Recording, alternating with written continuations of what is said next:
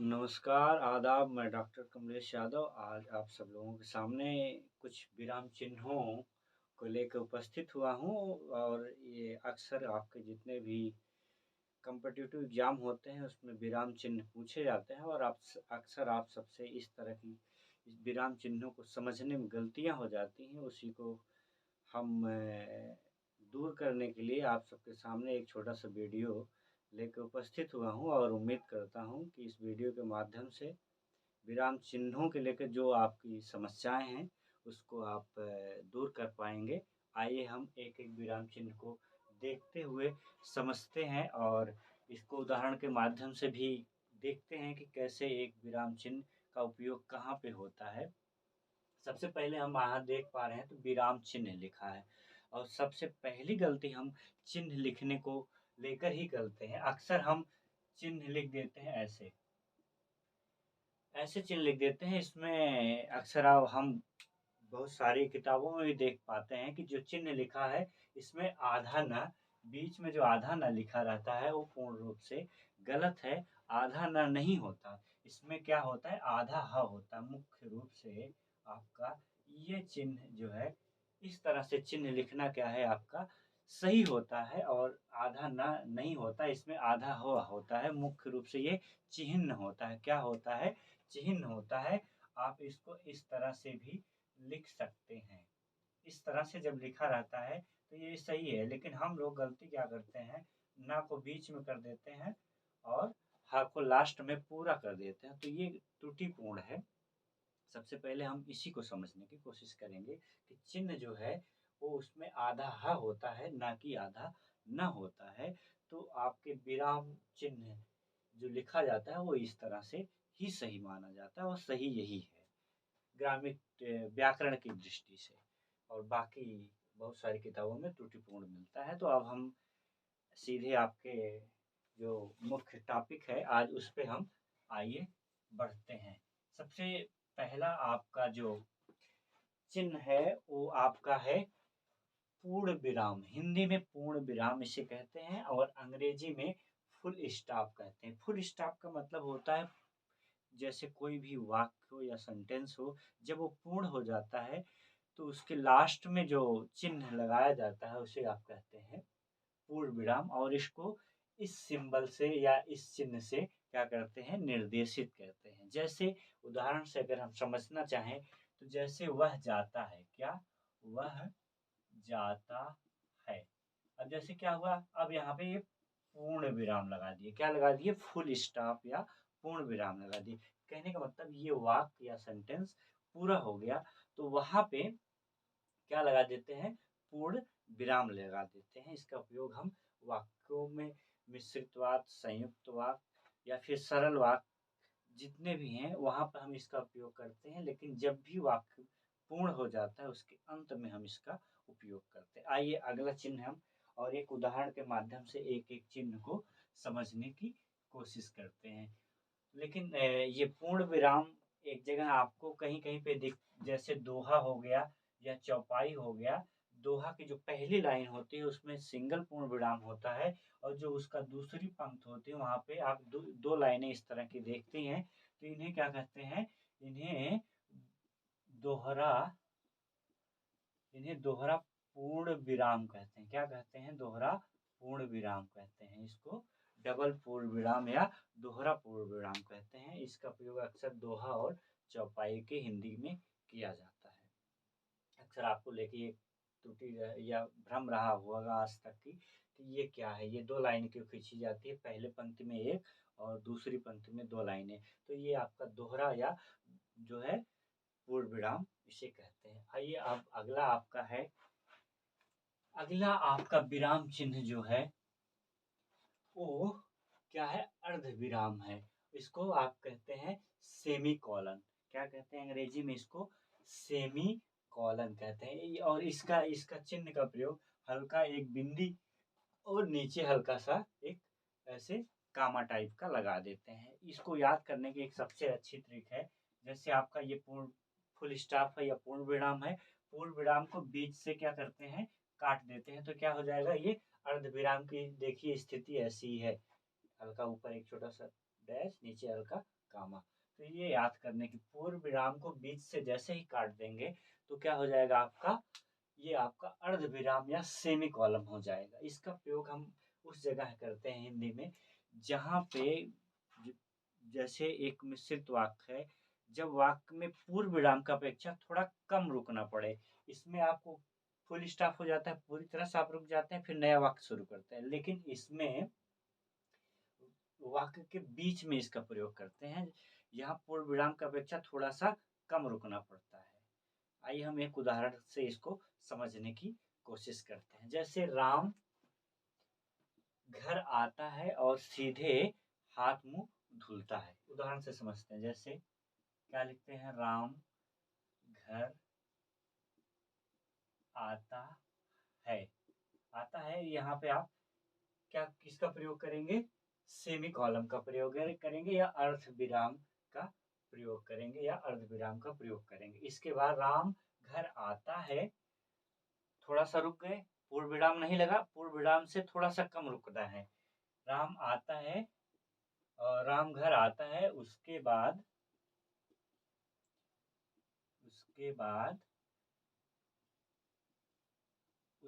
सीधे हाथ मुख धोता है। अब क्या है, पूर्ण विराम लगा, वाक्य पूरा हो गया। जैसे क्या है, मिश्रित वाक्य। इसमें क्या है, राम घर आता है, यहाँ थोड़ा सा रुके, पूर्ण विराम की अपेक्षा थोड़ा सा कम देर तक रुकते हैं। उसके बाद सीधे हाथ मुंह धोता है। तो जब धोता है वाक्य पूरा हो गया, इसमें ज्यादा समय तक रुकते हैं, फिर इसके बाद नया वाक्य शुरू हो जाता है। तो कहने का मतलब, जो आपका अर्ध विराम है या सेमी कॉलम है, इसका प्रयोग पूर्ण विराम की अपेक्षा थोड़ा सा कम समय तक रुकने पर करते हैं। आइए अब इसके आगे वाला हम चिन्ह देखते हैं और उदाहरण से समझते हैं। अगला आपका है अल्प विराम। अल्प विराम को वहां पे लगाया जाता है जहां पे आपका अर्ध विराम से थोड़ा सा और कम समय के लिए रुकते हैं, थोड़ा सा और कम समय के लिए रुका जाता है। वहां पे आप किसका प्रयोग करते हैं, कॉमा या अल्प विराम का प्रयोग करते हैं। इसका ज्यादातर प्रयोग हम जब जैसे कई चीजें बताने के लिए करते हैं। जैसे आपका BA कामा, MA कामा, PhD कामा, D लीट।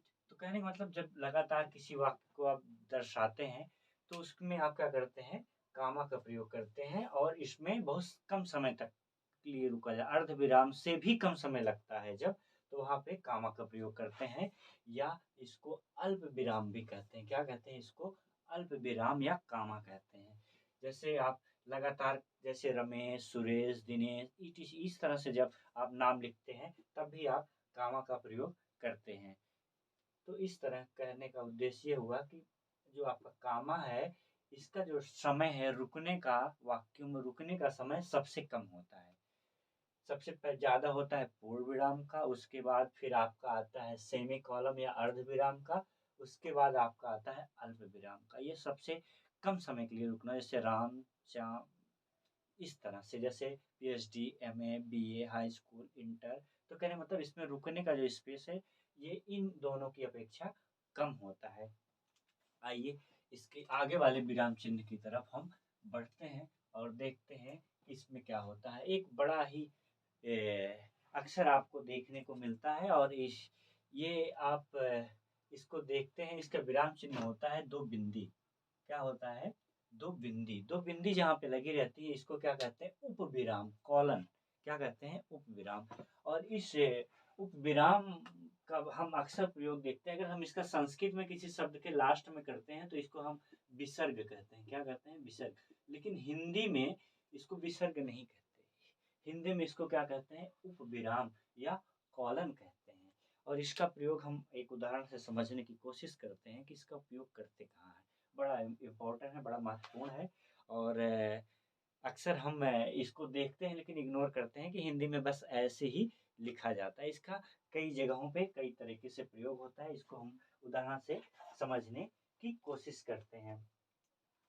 जैसे वह हाथ जोड़ता रहा और वे लोग उसे मारते रहे। जैसे इसमें भी प्रयोग करते हैं और इसका और भी प्रयोग होता है। जैसे कोई वाक्य लिख दिए गद्य, उसके आगे उसको उसके बारे में कहना है। जैसे कोई भी वाक्य लिख दिए, उसके बाद अगर दो चिन्ह इसको लगा देते हैं तो ये क्या हो गया, कहने मतलब उपविराम हो गया। इसके बाद इसके बारे में आप जो है कहते हैं या निर्देश देते हैं, किसी भी चीज के बारे में आगे लिखना है। जैसे आप एक उदाहरण से हम आपको समझाने की कोशिश कर रहे हैं। अर्ध विराम है, अल्प अल्प विराम हो गया, उसके बाद आपका आता है उप विराम। जैसे बहुत अच्छा उदाहरण है, जैसे लिख दिया हमने माँ ममता की मूर्ति होती है। पहली बार जब आप प्रयोग करते हैं, इसमें भी प्रयोग करते हैं। जैसे माँ, उसके बाद आप क्या लगा दिए, उप विराम लगा दिए, माँ ममता की मूर्ति होती है। ये तो एक जगह ऐसे प्रयोग हो गया। और हम देख पा रहे हैं कुछ और जगह इसका जो है उप विराम का प्रयोग होता है।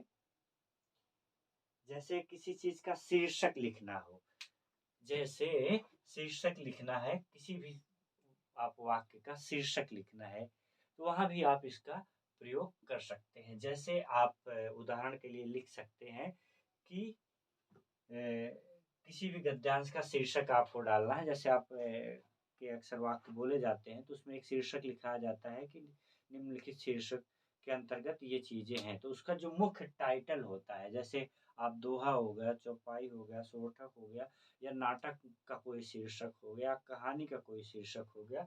शीर्षक लिखने के बाद जैसे हम ये केवल माँ लिख दिए, माँ लिख के ऐसे लिख दिए, तो कहने मतलब माँ एक शीर्षक के रूप में। जैसे पिता एक कहानी है, पिता नामक एक कहानी को हमें कहानी के बारे में बताना है, तो हम आप वहां पे भी आप क्या है, उप विराम का प्रयोग कर सकते हैं। या फिर किसी नाटक के नाम से, सपोज दैट जैसे आप हिंदी के किसी नाटक का नाम ले सकते हैं। जैसे गोदान लिख दिया हमने, क्या गोदान, गोदान लिखना है, इसके बारे में जब कुछ कहना है तो ऐसे भी आप इसका यहाँ पे आपका उप विराम का प्रयोग आप कर सकते हैं। ये हो गया आपका उप विराम। और अगला आपका बड़ा फेमस है और अक्सर हम इसके बारे में देखते, सुनते और पढ़ते आए हैं। और इसमें कुछ चीजें हम आपको निर्देशित करना चाहेंगे। प्रश्नवाचक जो आपका क्वेश्चन मार्क है, अक्सर आप समझ पाते हैं कि जहाँ पे क्या, क्यों, कैसे, क्यों, आज प्रश्नवाचक जितने भी आपके चिन्ह वाले वाक्य हैं वहाँ पे लगाया जाता है। लेकिन यहाँ थोड़ा सा हमें समझने की ज़रूरत है कि हर प्रश्नवाचक वाक्य में आपका क्वेश्चन मार्क नहीं लगता। और कुछ ऐसे भी वाक्य हैं जहाँ पे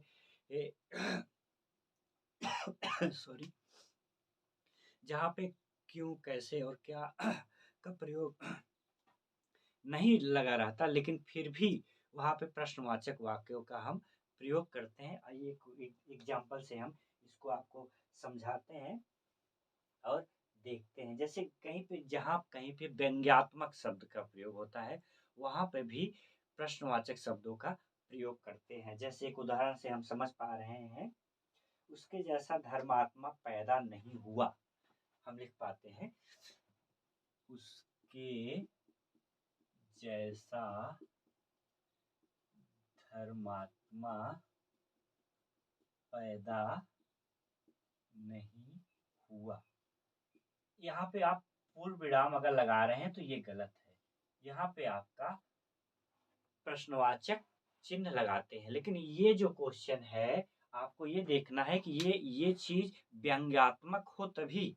अगर नॉर्मली अगर ये जैसे किसी ने कहा, किसी के लिए हम कह रहे हैं कि जैसे युधिष्ठिर जैसा धर्मात्मा पृथ्वी पे नहीं पैदा हुआ, वहां पे पूर्ण विराम लगेगा।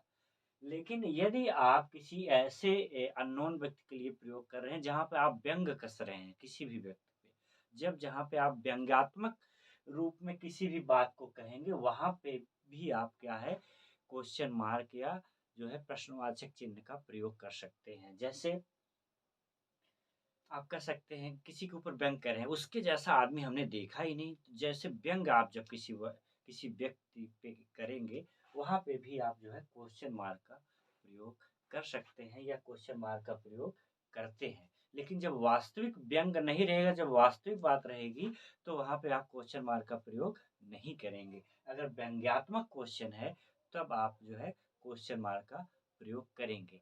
और बहुत सारे ऐसे वाक्य हैं जहाँ पे आपका क्या, क्यों, कैसे मिलेगा, लेकिन वहाँ पे भी आप जो है क्वेश्चन मार्क नहीं लगाते। आइए एक उदाहरण से हम इसको समझने की कोशिश करते हैं। आइए एक उदाहरण से हम इसको समझने की कोशिश करते हैं। जैसे हम लिख पा रहे हैं कि वे क्या कर रहे हैं, हम तो समझ ही नहीं पा रहे हैं। यहाँ पे क्या है, पूर्ण विराम लग गया। ऐसे वाक्य में जैसे यहाँ पे क्या है, आप देख पा रहे हैं, यहाँ पे भी आपका क्या है, क्या है, ये क्या है। मूल रूप से यहाँ क्वेश्चन मार्क होना चाहिए, लेकिन क्वेश्चन मार्क नहीं लगता। तो कहने का मतलब, हर क्वेश्चन मार्क का प्रयोग हर वाक्य में नहीं करते। जहाँ पे क्या, क्यों, कैसे आए, तो जहाँ पे प्रश्न पूछा जाए, वहीं पे भी आप क्वेश्चन मार्क का लगाएंगे। अगर जो आपका वाक्य है, वहाँ पे आपका जो है प्रश्न पूछने का कार्य न करे, वहाँ पे आप क्वेश्चन मार्क का प्रयोग नहीं करते हैं। वहाँ पे आप क्या है, फुल स्टॉप का प्रयोग करते हैं या फुल स्टॉप का प्रयोग किया जाता है। तो कहने का मतलब, जहाँ पे भी विस्मय बोधक हो, व्यंग्यात्मक क्वेश्चन हो, वहाँ पे भी आप जो है क्वेश्चन मार्क का प्रयोग करते हैं। और कुछ ऐसे वाक्य जहाँ पे प्रश्नवाचक जो है वाक्य लिखे जाते हैं, लेकिन उसका उद्देश्य प्रश्नवाचक नहीं होता, तो वहाँ पे आपका प्रश्नवाचक चिन्ह का प्रयोग आप नहीं करते। जैसे क्या, वे क्या कर रहे हैं, हम समझ ही नहीं पा रहे हैं। तो कहने का मतलब, यहाँ पे भी आपका क्वेश्चन मार्क का प्रयोग नहीं किया जाता, बल्कि पूर्ण विराम का प्रयोग किया जाता है। तो आइए हम देखते हैं, अगला आपका है, अगला अगला आपका जो है वो विस्मय वाचक शब्द है, विस्मय वाचक चिन्ह है या विस्मय बोधक चिन्ह है। इसको आप अंग्रेजी में साइन ऑफ एक्सक्लेमेशन कहते हैं। अक्सर आप इसको देख पाते हैं और समझ पाते हैं, पढ़ पाते हैं। आइए हम इसको भी देखते हैं कि कहाँ कहाँ पे इसका प्रयोग किया जाता है। इसका प्रयोग आप करते हैं आश्चर्य, कहाँ पे, जैसे किसी बात पर आपका आश्चर्य हो, धिक्कार हो, प्रसन्नता हो। एक एक उदाहरण से हम समझ पाते हैं। जैसे अरे वह चली गई, जैसे आप समझ पाते हैं, अरे वह वह चली गई। क्या है, जैसे आश्चर्य आपको लगता है, अरे वो चली गई, तो क्या है, यहाँ पे आश्चर्य आप जो है दर्शा रहे हैं। जब किसी भी वाक्य या सेंटेंस में आश्चर्य का बोध होता है, वहां पे आप किसका प्रयोग करते हैं, विस्मयवादक या विस्मय बोधक का प्रयोग करते हैं। इसका आप प्रयोग करते हैं। एक उदाहरण और हम समझते हैं, जैसे धिक्कार, छी, तुमने ऐसा काम किया। जैसे हमने लिख दिया, यहाँ पे प्रयोग कर सकते हैं। जैसे छी, तुमने ऐसा काम किया, तुमने ऐसा काम किया। जैसे हम ऐसे भी धिक्कार, जहाँ पे हम जो है प्रयोग करते हैं, वहां पे भी हम क्या करते हैं, संबोध, इसका विस्मय बोधक का प्रयोग करते हैं। और एक जगह हम इसका प्रयोग करते हैं, आइए हम देख पाते हैं। जैसे प्रसन्नता, जैसे होता है नहीं, वाह, जैसे प्रसन्नता हुई, वाह कितना सुंदर दृश्य है, वाह कितना सुंदर दृश्य है। यहाँ पे भी हम क्या है, प्रयोग करते हैं किसका, विस्मय बोधक का प्रयोग करते हैं। जैसे वाह कितना सुंदर दृश्य है। दूसरा, आप धिक्कार में, आश्चर्य में, धिक्कार में और प्रसन्नता में, इन तीनों जगहों आप किसका प्रयोग करते हैं? विस्मय बोधक चिन्ह का आप प्रयोग करते हैं।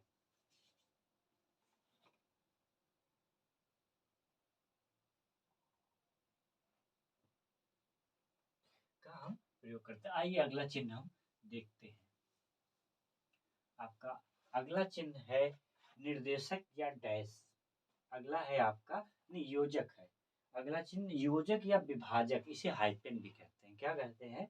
योजक या विभाजक या हाइपेन। ये बड़ा अच्छा है, अक्सर आप देख पाते हैं और अक्सर हिंदी गद्यांश में इसका अधिकतर प्रयोग आपका विभाजक या हाइपेन का प्रयोग या इसका प्रयोग तत्पुरुष और द्वंद्व समास में आपको अक्सर देखने को मिलता है। किसमें? तत्पुरुष और द्वंद्व समास के जो उदाहरण हैं उसमें आप अक्सर आप देख पाते हैं। आइए हम इसका एक उदाहरण लेके हम समझ पाते हैं। जैसे सीता गीता, माता पिता। जैसे माता पिता, जैसे सीता गीता। इस तरह से अक्सर आप इसका प्रयोग कर पाते हैं। इसको आप जो है क्या कहते हैं? योजक या विभाजक चिन्ह कहते हैं। और इसका जैसे मोटा पतला, और इसका जैसे कृष्ण सुदामा, इस तरह से तमाम तरह के। और जैसे जब एक ही शब्द का बार बार प्रयोग होता है, जैसे दूसरे द्वित्व शब्द कहते हैं। जैसे रात रात, दिन दिन। जैसे रात रात, ये द्वित्व शब्द हो गए कि मतलब एक ही शब्द जब एक से अधिक बार आए या दो बार आए तो उसके बीच में भी आप किसका प्रयोग करते हैं? योजक चिन्हों का प्रयोग आप करते हैं। और एक उदाहरण आप लेके समझ पाते हैं।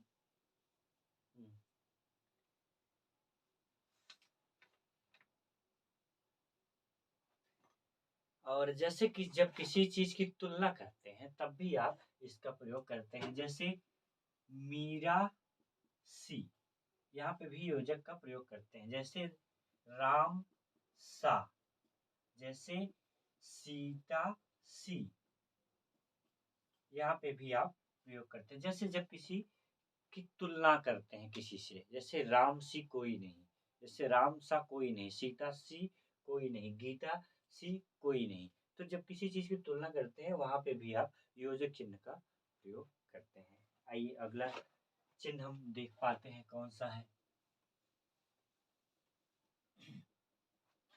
अगला आपका है, बहुत अच्छा है, निर्देशक। क्या है आपका? इसको आप निर्देशक कहते हैं। क्या कहते हैं आपका? इसको आप निर्देशक कहते हैं।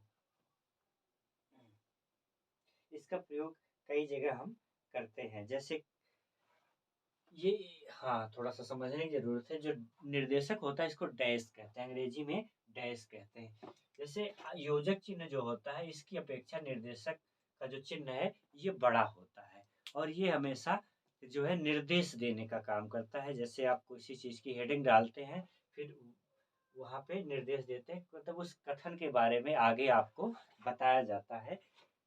तब वहां पे किसका प्रयोग करते हैं? निर्देशक का प्रयोग करते हैं या एरो, इस चिन्ह का प्रयोग करते हैं। इसका प्रयोग कई जगह करते हैं, हम कर सकते हैं। जैसे जब आप संवाद लिखते हैं, जैसे संवाद, जैसे राम का संवाद लिखेंगे तो यहाँ पे क्या लगाएंगे? आप जो है इसको निर्देशक या इसका जो है डैश का प्रयोग करते हैं। जब राम का संवाद लिखे, राम लिखे, राम को क्या कहना है इसके बारे में जब आगे लिखेंगे तो यहाँ पे आपका निर्देशक या डैश का प्रयोग करेंगे। जैसे नाटक में अक्सर इसका प्रयोग होता है। जब कोई एक पद का, किसी भी करेक्टर का संवाद लिखना हो, करेक्टर का नाम लिखते हैं, पहले उस व्यक्ति का नाम लिखते हैं, फिर जैसे जैसे बालक, बालक को क्या संवाद कहना है, बालक के संवाद से पहले डैश या निर्देशक चिन्ह का हम प्रयोग करते हैं। और आगे देखते हैं। जैसे या फिर किसी का स्टेटमेंट है, जैसे या परिभाषा हो गई। जैसे गांधी जी ने कहा था, जैसे लिख पाते हैं। जैसे गांधी जी ने कहा था। निर्देशक, इसके आगे उनका स्टेटमेंट होगा। तो कहने का मतलब जब किसी भी व्यक्ति या उसका जो है संवाद लिखते हैं या उसका स्टेटमेंट लिखते हैं तो उसके आगे हम निर्देशक चिन्हों का या डैश का प्रयोग करते हैं। आइए हम अगला देख पाते हैं कि अगला चिन्ह आपका क्या है। अगला आपका है अवतरण या उद्धरण चिन्ह। इसको क्या कहते हैं? अवतरण या उद्धरण चिन्ह। क्या कहते हैं इसको? अवतरण या उद्धरण चिन्ह। अंग्रेजी में इसको इन्वर्टेड कामा कहते हैं। ये बड़ा पॉपुलर है। अक्सर हम बहुत सारे ऐसे चिन्ह हैं जिनको हम अंग्रेजी में नाम उसके अंग्रेजी नाम से परिचित हैं लेकिन हिंदी नाम से परिचित नहीं है। तो अक्सर जैसे आपका इन्वर्टेड कामा हो गया या फिर कामा हो गया, जैसे या आपका क्वेश्चन मार्क हो गया, इस तरह से जैसे आपका डैश हो गया, निर्देशक हो गया, इस तरह से आपका जैसे विवरण चिन्ह हो गया, कॉलन डैश हो गया। तो इस तरह से बहुत सारे चिन्ह हैं जिनका हम अंग्रेजी नाम, हिंदी में भी अंग्रेजी नाम से परिचित हैं, लेकिन इत्तेफाक से और दुर्भाग्य की बात है कि हम उसके जो हिंदी नाम है उनसे परिचित नहीं। उसी तरह से आपका यह इसको अवतरण या उद्धरण चिन्ह कहते हैं। इसको इन्वर्टेड कामा कहते हैं। इसका प्रयोग हम जब किसी भी व्यक्ति का स्टेटमेंट लिखते हैं या परिभाषा लिखते हैं, उसको जो है आपको डबल इन्वर्टेड कामा में लिखते हैं। किसी भी व्यक्ति का स्टेटमेंट जब भी लिखते हैं या किसी भी व्यक्ति का जो वाक्य होता है, वाक्यांश या परिभाषा लिखते हैं, तब उसको आप डबल इन्वर्टेड कामा में लिखते हैं। या जब किसी लेखक का नाम लिखते हैं तो सिंगल इन्वर्टेड कामा में लिखते हैं। किसी लेखक का नाम, किसी पुस्तक का नाम, ईटीसी इस तरह की चीजें जब आप लिखते हैं तो जैसे आप लिख दिए सुकरात, जैसे आप लिखा सुकरात, सुकरात लिखेंगे सिंगल इन्वर्टेड कामा में लिखेंगे।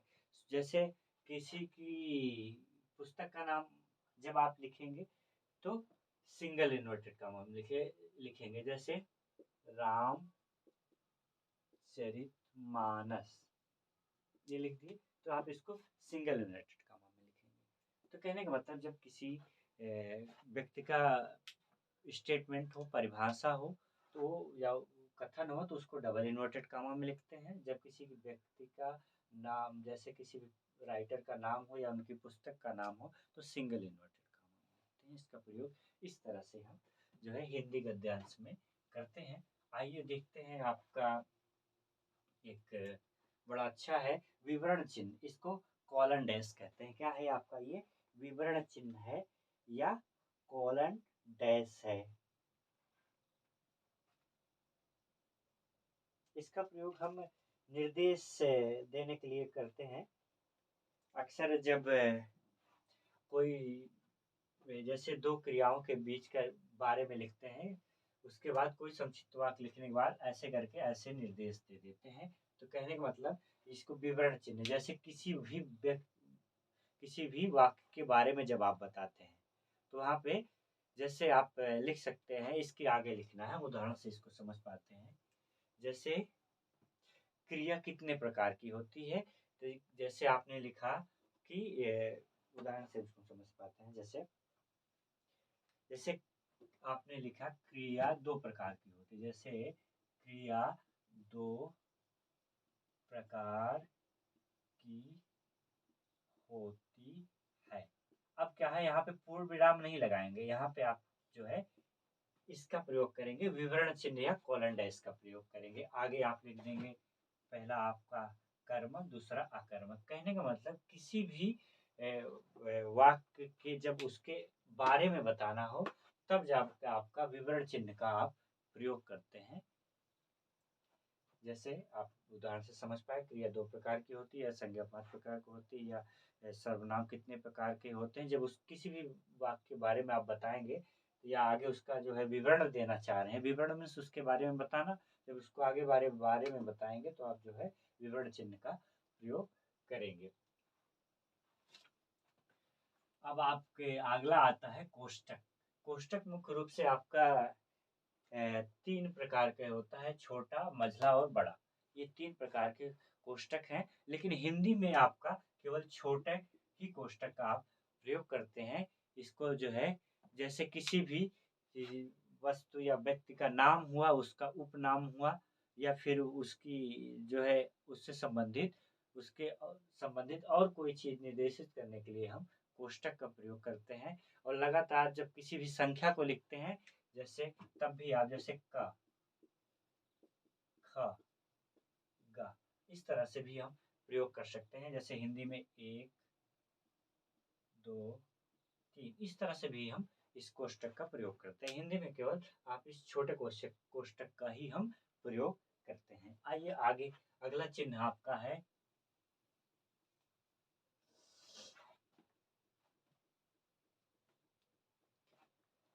जैसे हंस पदक या त्रुटि पूरक। जैसा कि इसके नाम से ही है कि त्रुटि पूरक मतलब कमी जहाँ पे रह जाती है वहां पे आप हंस पदक या त्रुटि का प्रयोग करते हैं। आइए इसको हम एक अच्छे उदाहरण से समझने की कोशिश करते हैं।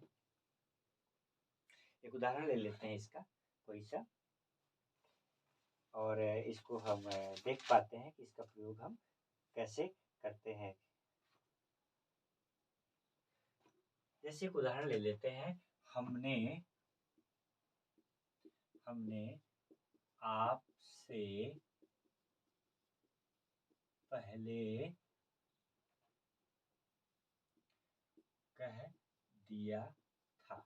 अब क्या हुआ कि जैसे आपका वाक्य है, हमने आपसे पहले ही कह दिया था, तो पहले जैसे छूट गया यहाँ पे, तो क्या करते हैं, इस चिन्ह का प्रयोग करते हैं, आप ही यहाँ पे लगा देते हैं, जैसे ही लगा देते हैं। आइए एक दूसरे उदाहरण से समझने की कोशिश करते हैं हम। जैसे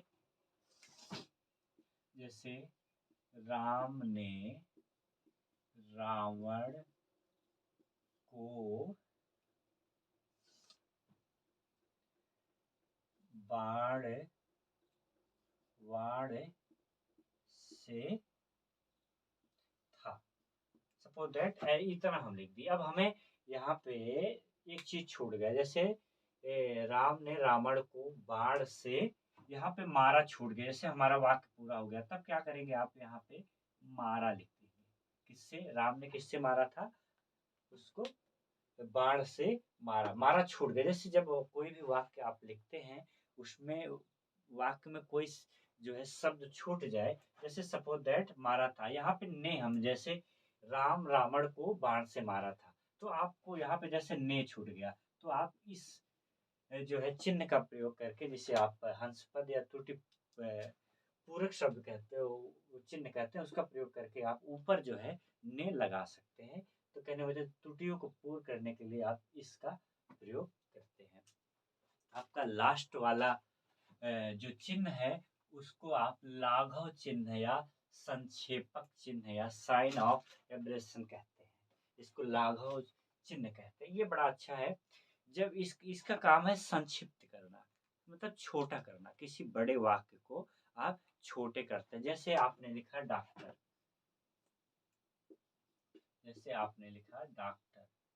ये हो गया डॉक्टर। इसको संक्षिप्त करने में आप क्या करते हैं, ये क्या हो गया, आपका डॉक्टर हो गया। जैसे तो इसी तरह से आप इसका क्या हो गया मतलब लागू मतलब संक्षिप्त करना।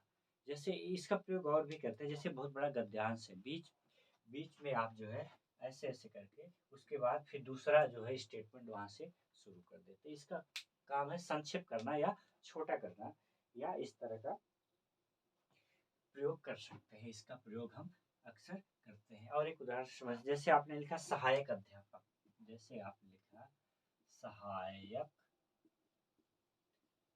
अध्यापक लिखा, इसको आप लाघव चिन्ह के द्वारा भी आप कैसे लिख सकते हैं। जैसे आपने लिखा सहायक अध्यापक, आप इसको ऐसे लिख दिए, तो ये क्या है, ये संक्षिप्तीकरण हो गया, या इसका जो है लाघव चिन्हों के द्वारा आप क्या कर दिए, इसको शार्ट में कर दिए। ये जो आपका जीरो की जो आकृति का जो चिन्ह है, इसके लाघव कहते हैं। इसका काम है संक्षिप्तीकरण करना। और आज हम लोगों ने लगभग हिंदी में 13 विराम चिन्ह का प्रयोग करते हैं। उन विराम चिन्हों को उदाहरण से और उदाहरण के माध्यम से हम समझने की कोशिश की और हम उम्मीद करते हैं कि आप समझ पा रहे होंगे। इस वीडियो में आपको थोड़ी बहुत चिन्हों को समझने में मदद मिली होगी और आगे हम इसी तरह से आपको नए-नए वीडियो के माध्यम से नई-नई चीज़ें जो है देते रहेंगे और इसी तरह से आप हमारे वीडियो को जितना आप जो है प्रेम और सम्मान दे रहे हैं, इसके लिए हम आप सबका आभारी हैं।